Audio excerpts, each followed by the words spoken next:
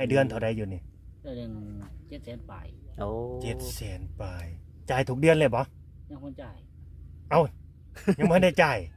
อืมกะว่าสิมาอยู่นี่จักเดือนก็ยังบ่รู้โอ้ย่านว่าแบบบ่เพราะว่าอ้อยนี่ถ้ามันใหญ่ปุ๊บแล้วเขาสิบ่จ้างคนนะถ้ามันวิทย์2-3 เดือน4 เดือนไปแล้วเขาสิบ่จ้างเพราะมันใหญ่มันแบบว่าวิทย์งัววิทย์แบะนะหรือว่าเจ้ามีงานรองรับบ่สิไปเฮ็ดบ่อนใหม่นะหรือว่าเขาสิจ้าง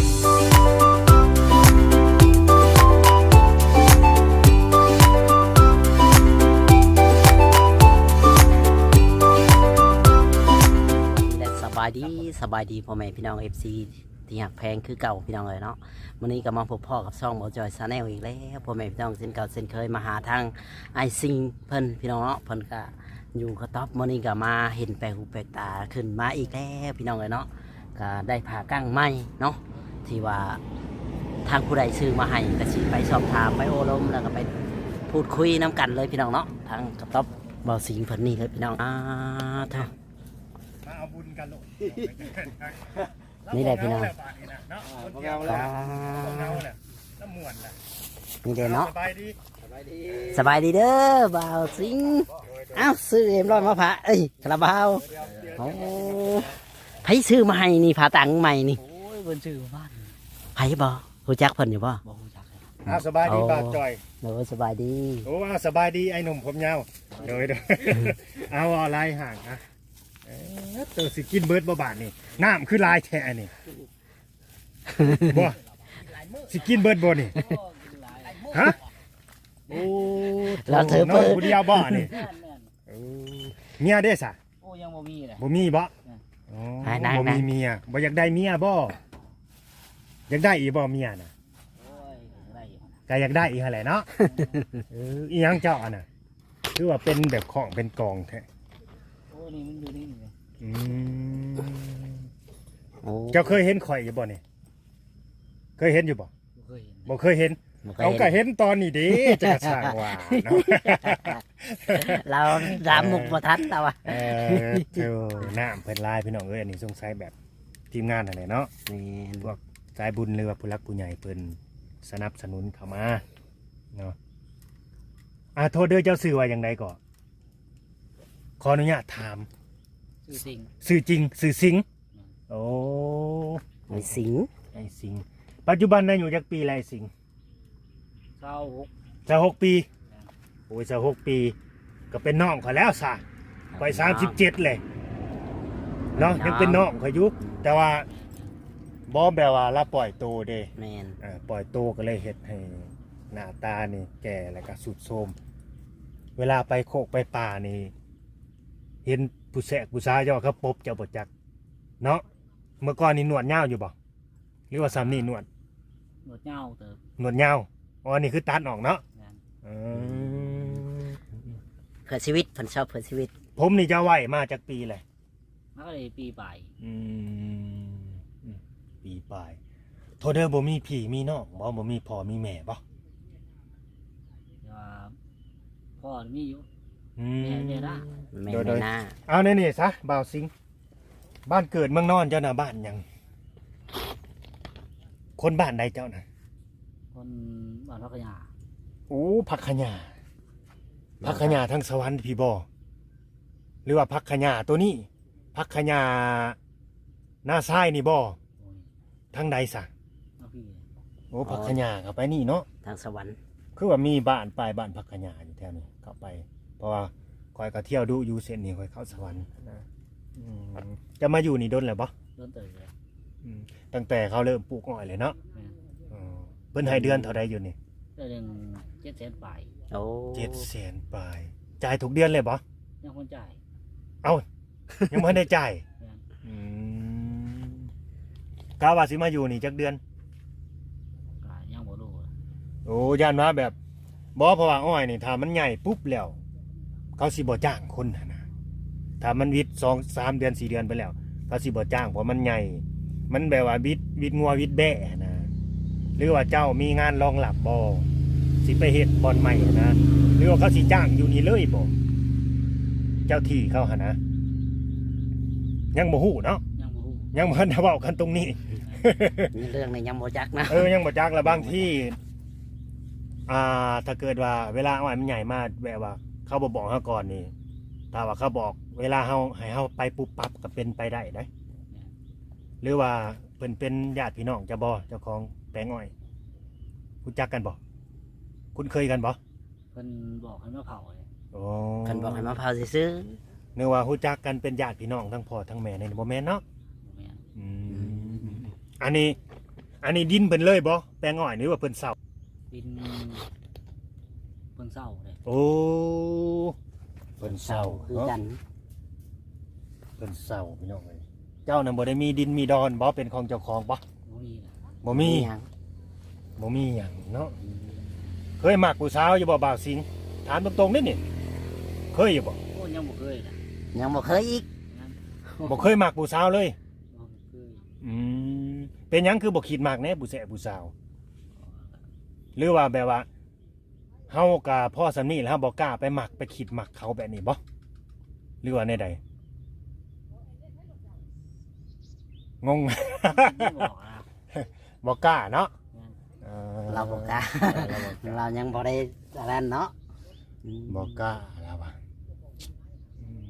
บ่อนอยู่บ่อนเศร้าเพิ่นก็คือว่าแหละที่ก็ที่เขาอะนะก็สิไปเฮ็ดก็สิไปตัดไปทางต้นไม้ต้นตอกนี่ก็ได้อยู่แต่เฮาต้องได้รับอนุญาตจากเจ้าของเพิ่น แมนเจ้าของทีเพัน คันเฮาทางออกก็ดีได้มันก็แปลนที่เขาอะนะแต่ก็ต้องได้รับอนุญาตจากเขาแบบนี้นะเนาะ นั่นแห มัน ละ เป็นแนวนั้นนะพี่น้องเอ้ยเพิ่นมาอยู่นี่อันนี้สิเป็นบ่อนอยู่บ่อนเศร้าบ่อนนอนเนาะกลางคืนมีไฟแล้วบ่นี่ ยังบ่ โซลาร์เซลล์ก็บ่มีเนาะ บ่มี อยู่แบบมันมืด ยัง อยากได้อยู่บ่ โอ้อยากได้อยู่ โทรศัพท์จะมีใส่อยู่นี่ บ่มีนะ บ่มี บ่มี ยังก็บ่มี ห้อยบ่มีมันก็เบิดแล้วสาวเด่นแซดปัวแสบผู้สาวแบบ บ่มี อยากเบิ่งเฟซเบิ่งไลน์ก็แล้วแหละเนาะ บ่มีนะ บ่มีหยังมีแต่ตัวลำจันคือเรา บ่ ว่า มีหยัง เราได้เกิดใหม่ได้ผู้ได้ซื้อมาให้เกิดใหม่ ได้เงินซื้อมา โอ้สองผัวเมียได้นี่บ่ ยัง อ๋อได้เกิดใหม่อีก กรณีแบบคือบ่าวซิงนี่ถ้าเกิดว่าได้รับการช่วยเหลือจากผู้หลักผู้ใหญ่นี่เพิ่นก็ยังสิซอยหลายบ่ได้ได้สิเป็นเครื่องใช้ของส่วนเพราะมันบ่มีบ่อนไว้ แมนบ่ ต้องได้มี บ่อน ทีเป็นของเจ้าของแล้วก็เฮ็ดกระตุกกระต๊อบนี่นะเพื่อนซ่านก็มีอยู่บ่บ่าวสิงแบบเพื่อนมูลพ่อแม่นี่นะมีบ่ เงินมุนพ่อแม่นี่ โดย มีอยู่บ่ มีอยู่แต่ว่าบ่ได้ไป เพิ่นให้ไปอยู่ให้พี่ให้น้องเจ้าอยู่บ่หรือว่าจังใด ให้น้องอยู่ โอ้ให้น้องเนาะน้องนี่เป็นผู้หญิงบ่ ไม่ยิ่ง อ๋อมีครอบครัวแหละเนาะ แม่น อ๋อเพิ่นก็อยู่กับครอบครัวเพิ่นเจ้าเป็นผู้ชายก็เพิ่นน่าสิให้ไปหาเอาข้างหน้าแบบนี้นะหรือไปสู่ลูกสู่เมียก็ไปอยู่น้ำลูกน้ำเมีย เราบ่เคยไปหอดเมืองบ้านกันนะ บ่เคยไป เลยร่อนไปเรื่อยแล้ว อยากได้อยู่บ่โทรศัพท์ ก็อยากได้อยู่ สิเล่นเป็นบ่บ่าวสิง เป็นอยู่ ได้เลยจะโทรหาไผก่อนเบิ่งซื่อๆบ่ เอาไว้เบิ่งนี่แหละ อ๋อไว้เบิ่งเนาะ แม่น คอยว่าเจ้าก็บ่แม่นคนขี้เหร่ขี้หลายได้ถ้าว่าโกนหนวดตัดผมดีๆนี่โหแต่งตัวดีๆนี่ก็ คือว่า พอหน้าพอตาได้ล่ะ พอหน้าพอตากับพ เอ อ อเจ้าก็บ่แม่นคนขี้เหร่ขี้หลายผู้สาวนี่สิมาตึมหลายคนอยู่ได้กันแม่นแบบเฮามีโทรศัพท์ถักไปหยอกไปแซวผู้สาวแบบนี้นะแต่นี่ติดที่ว่าเจ้านี่ไว้ผมยาวแล้วก็ไว้นวดนี่นะมันก็เลยเฮ็ดแบบ คือเฮานี่แก่อะไรก็อยากคือแบบโจรไปแบบนั้นนะโทษเด้อที่ข่อยว่าตรงเกินไปหั่นนะมันก็เลยแบบ ก็คือว่าอะไรตามแบบกำลังเฮาเนาะหรือว่าต้นทุนเฮาแหละมันบ่มีหั่นนะก็เลย อืม คันว่าพื้นเสื้อผ้านะแพ้ก็มีพอได้ใส่บ่นี่มีพอได้ใส่บ่เสื้อ มี ผ้า สุดเดียวนี่นะ มีสุดเดียว อันนี้เสื้อผ้าก็สุดเดียว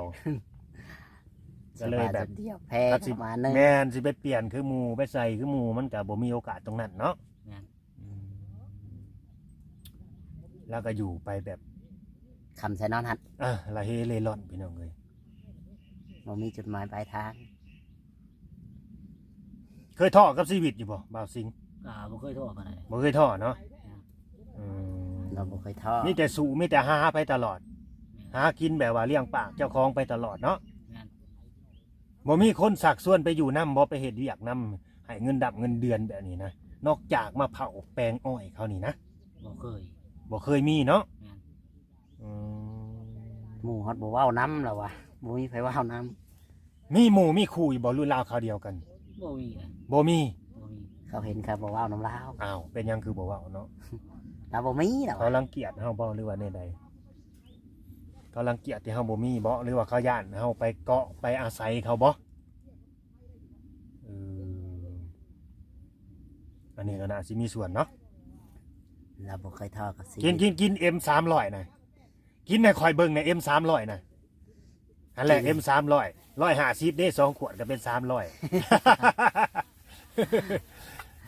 สิได้มีเหี่ยมือแห้งเด้คนแบบ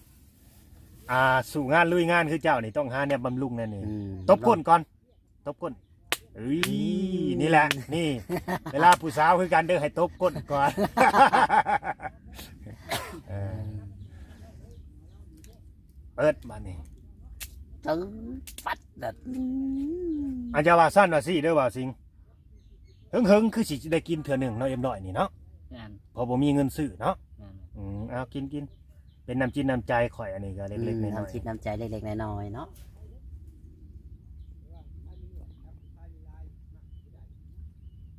ๆจัดไปเลย150แล้วบัดนี้ เดี๋ยวกันอัด300ไปย่านจะบ่ได้นอนอยู่มื้อแรงนี่ จะได้เหล่าหอบส่วนน้อยอยู่เออมีงัวมีแบะมาเข้าอยู่บ่นี่ ถ้างัวแบ่ เดือน ยัง ละ บ่ได้ปลูกเนาะ เดือนละ700,000ก็ไหลซะ1,100เนาะ1,100เนาะ เป็นหยังคือจะแฉะ ไหลอ้อยเปิดอยู่นี่สบายดีสบายดี โอ้ได้ไผ่ต้มไม่กับก้อนตีบาท เดือนละ700,000นี่เขามีข้าวหน้าให้กินบ่หรือว่าซื้อกินต่างหากเจ้าของสวนอ้อยนะ ถ้า เขาเอาข้าวให้ต่างหากบ่ เข้าบ่มีเลย คือให้เจ้าซื้อกินเองบ่หากินเอง แม่น คอยมีหน้าที่จ้างเจ้าคือมาเผาสวนให้มีแต่เจ้าหากินเองบัดนี้ แม่น หากินเองเนี่ยได้บัดเงินคือยังบ่ให้สาเอาในไสสไปซื้อกินสบัดนี้หรือว่าเขายังบ่ได้ออกให้บ่ ยัง เพิ่นว่ามื้อใดสาสิจ่ายให้ ถ้าแล้วสวนพุ่นล่ะ แล้วชวนน้อยแล้วตัด ป่า พุ่นล่ะ ถ้าจ่ายบาทเดียวเลย แม่น อ้าวในนี่ก็มี สั่งเห็ดแท้เนาะ สิเอาในไสสมาซื้ออยู่ซื้อกินโอ้แบบนี้บ่หรือว่าตกลงกันแบบนี้บ่เพิ่นเว้าแบบนี้บ่จบงานขายอ้อยจังเอาเงินมาให้แบบนี้บ่ แม่น เนี่ยนี่ก็มีบาทนี่ เราไปหาเด็ก เออ ทำงานไปอยู่น้ำเขาเล็กๆน้อย อืม ๆทำงานฉัน รับจ้างรายวันกิน รับจ้างรายวันกินนั่นนะ กูมื้อ เขาให้ นี่ มื้อละ50 อ๋อกูมื้อนี่บ่ไปหาจ้างรายวัน แม่น อืม พอได้กิน พอได้ซื้อข้าวซื้อน้ำ แม่นๆเดี๋ยวนี้เพิ่นก็น่าสิแบบแบ่งเบาภาระตรงนั้นลงเลยเนาะ อืม เพราะว่ามีแบบผู้ใหญ่เพิ่นซอยเข้ามาหั้นนะ มี ตอนนี้ไงว่า นะว่าตาเชียว หลายได้คนมาช่วยแล้วเนาะบัดนี้เนาะ แม่นๆ ถือว่าเป็นการเปิดโอกาสว่าฉันจ้ะ เปิดโอกาสให้ตัวเองเนาะ ตายแล้ว อืม ดีบ่ดีนี่อาจจะได้ที่ได้ทางพุ่นแหละบ่าวซิงนี่ บ่แน่บ่นอน เนาะ เนาะ บ่แน่อาจจะลืมตาอาปากได้นะ แม่บาทนี่เนาะ เขาได้มีของตัวเองเนาะ จะน้อยคอยว่าเจ้านี่สิมีการเปลี่ยนแปลงไปทีละหน่อยอันดับแรกคือสิเปลี่ยนแปลงจากตัวเจ้า ผมนี่ก็สิบ่ยาวคือเก่าอย่างน้อย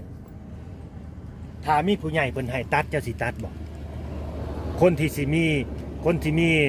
พระคุณกับเจ้านี่นะแบบว่าให้การช่วยเหลือเจ้าแหละขอเจะตัดผมโกนหนวดในนี่เจ้าสิตัดบ่เอาสมมุติ พี่ ตัดบ่ ผมเป็นไปได้บ่ให้เจ้าตัดผมเนาะ ตัดบ่ตัดได้บ่บ่คิดโดนนะบ่าวสิงแบบผู้ใหญ่เด้เพิ่นยืนไม้ยืนมือเฮาเข้ามาซอยเฮานี่นะพอหรือว่านาบ่าวนาสาวขอให้เจ้าตัดผมนี่ได้บ่แบบนี้นะ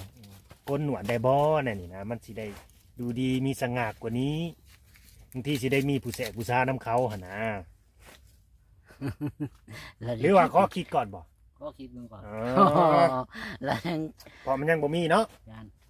คันว่ามันมีแหละอาจจะเปลี่ยนแปลงปรับปรับเลยก็มีนะพี่น้องเลย ม ตอนนี้เพิ่นก็คิดเบิ่งก่อนต้องให้เวลาเนาะ โอ้เราจง เว มา ลา ก็ ต้อง เป็น พิสูจน์ เราจงมาเป็นปีแล้วว่ะ แม่ ก็ นั่ สิ นแหละ ตัดไปปรับปรับโอ้เสียดายได้อกว่าสิยาวซ้ำนี้แล้วว่ะ เว้าง่ายๆซะเรายังเสียดายช่วงผม แม่น ไผว่าคือหยังก่อน พี่เสกโลโซบ่ เสกโลโซ ตูนบริสแลม ตูนบริสแลมเบาสิงขออนุญาตเด้อถอดวอร์มให้ค่อยเบิ่งจังน้อยได้บ่ถอดวอร์มได้อยู่บ่ ไม่เลย เป็นในใดผมเจ้านี่มันเป็นในใด ไม่อยากถอดเลยเอาเป็น ผมดำเบิดหัวเลยบ่ ผมขาว เออ อืม แสดงว่าคนที่เขามาถ่ายเจ้านี่ กูเคยเห็น บ่เคยเห็นแม่นบ่ แม่น เจ้าใส่ไปนี่ตลอดเลย แม่น แม่นผมเจ้าอีหลีบ่นี่เบาสิง แม่นแม่น นึกว่าเป็นวิกบ่แม่นเนาะ บ่แม่น บ่เคยเห็นพี่น้องเอ้ยเอาเลยเด้อบาทนี่ เนาะ แปลว่าผมขาวนี่แบบว่าเป็นเขาเอิ้นว่าจะเม็ดเลือดขาวหลายล่ะแล้วเลยเป็นอาการป่วยแนวใดแนวหนึง อย่าคือตูนบริสแลมเนาะขอจักเพลงหนึ่งได้บ่เบาสิงคิดในใจมึงดูฮะเพลง ลองได้ปะ ลองได้ บ่อะไรเลย อ๋อแล้วบาดนี้เฮ็ดอันนี้เนาะ พันธีซื้อผ้ามาให้ใหม่บ่นี่ แม่น อืม เราจะเอาผ่าบ่ เอาผ้าแล้ เอา ว ผ่าเลยเนาะเพราะว่า เอาอย่าง สัง อื่ กะ น สีมันนั่นเด้มันบ่ได้ มันถี่เท่าหั่นนะ บางที ต้องเอาผ่าเนี่ยมันสิได้ฮื้อไปง่ายหั่นนะ แม่น เวลาหยกง่ายง่ายว่าซั่นซะ กล่องนะจะเอามาได้ใช้กล่องนี่ อยู่หั่นก็มีได้เด้นะ ของเขาของเจ้าของทีมเจ้าของที่ว่ามาอยู่ก่อน มันจะหวัดบ่ โอ้โทบาดนี่ เบิ่งน้ำในหลายแท้นี่ โดยเวลาเจ้าบ่อยู่นี่เจ้าบ่ย่านเข้ามาลักเอาบ่ของพวกนี้ ย่านเลย เจ้าระวังเด้อเพราะว่าเฮาถ่ายนี่มันออกชื่อได้บางทีแบบมีคนเห็นน่ะนะ แม่น เฮ้ยหมอนี่บ่อยู่เด้ของคือหลายแต่ว่าซั่นแล้วฝากไว้นำไผบ่อยังประมาณนี้นะของกินของใช้เจ้าระวังให้ดีทางที่ดีแน่บ่ให้ไปไสให้เผาอยู่นี่หรือว่าไปฝากไว้นำคนที่เจ้าฮู้จัก แม่น ก็คืออันถ้าสมมุติว่ามีผู้จ้างอหย่างแค่แล้วก็ปิดไว้คัก แม่น ๆว่าซั่นซะ น้ำนี่บ่ปัญหาดอกพวกนั้นนะของกินน่ะนะ ของกินของใช้ของจ่ายที่ว่าจำตัวเจ้าของเองนั่นแหละตัวสำคัญนะว่าเป็นอย่างนี้ตะกี้เรากินน้ำไข่โยง โดย เราฮู้แล้วว่าเป็นหยังเราจะของมาอยู่นี่ ยังบ่ทันฮู้ยังบ่ได้ถามแม่ผู้ชาย ถามให้บ่จอย ถามดูหา เจ้าออกมาแต่มือใดนี่อยู่คนน่ะ ก็ว่าว่า ออกมาเมื่อวานนี้ เอามาก่อนแล้วอยู่ไส โอ้เราอยู่ อยู่บ้าน บ้านปักกะหญ้าแล้วว่ะ แล้วเราให้กับพ่อแล้วเราก็ เอ ได้ยิน อ พอแผ่นน้อยเว้า ตอนปลายสาเหตุหายกับพ่อบ่ถือกับพ่อบ่ แม่น อืมแต่นี่บางเรื่องบางสิ่งเฮาก็คือเราก็สิบ่เราลำบากใจแล้วก็บ่อยากเว้าบ่เฮาสิไปถามซอกๆแฉกๆอะไรกัน บ่ได้เนาะ ก็บ่ได้พี่น้องเอ้ยเนาะก็เกรงใจเราแหน่จักหน่อย แม่น หรือบางเราอาจจะคอยแบบว่า คอยว่าออกมาคอยเปิดออกมาหั่นนะบางทีเทื่ออะไรเล็กละน้อยเนาะถ้าสิไปถามปวดผ่านเลยก็บ่ได้เลย แม่น เรื่องนั้นของครอบครัวนะพี่น้องเอ้ยเนาะ แม่นแม่น ปัญหาครอบครัวไปมันนะเฮาก็สิไปละรับละล่วงเกินไปมันก็บ่ดี แม่น แม่นเบาๆสิง แม่น สู้ๆเด้อเป็นกำลังใจให้เด้อ เด้อ เราเป็นคนบ่มักปากเนาะ บ่มักปากเจ้าห้ายข่อยอยู่นี่ข่อยเสียงดังได้เจ้าห้ายข่อยอยู่บ่ บ่ได้ให้ไปไหนเลย ข่อยแบบว่า เป็นคนเว้าตรงๆหั่นนะก็สิเสียงดัง คุยกันแบบพี่แบบน้องเนาะแบบสบายๆอะนะ สู้ๆเป็นกำลังใจให้เนาะโอเคบ่มีหยังเฮาสิจบคลิปแต่บัดนี้ แม่น สิได้จบคลิปแต่บ่าโอสบายดี ไปสบายดี สบายดีสบายจะบ่าวจ่อย สบายดี สบายดีเด้อบ่าวสิงเด้อ สวัสดีเลย โดยเอาไว้พอกันโอกาสหน้าเนาะ แม่น โอเคเบาลี่ก็เดี๋ยวสิออกไปหา โอเค ต้นนั่นก่อน ปู่มาอีกแหละปู่ทีมงาน เอ้า อีกแล้วรถไทยมาแต่ไสอ่ะนะ ต้นไม้อีกแล้วหั่น โอเคสบายดีนะบ่าวสิง ได้กินข้าวแล้วบ่มื้อนี้ โอ้ยังไง บ่าวสิงท่าน ได้ลูกว่าแขนแก่อยู่ อื บ้าน มนี่แหละพี่น้องเนาะทางเฮือนทางซานบ่าวสิงสู้ๆไปบ่าวสิงเอ้ยเป็นกำลังใจให้แสนมาแหละพี่น้องเลยแกโต๊ะแกเตียง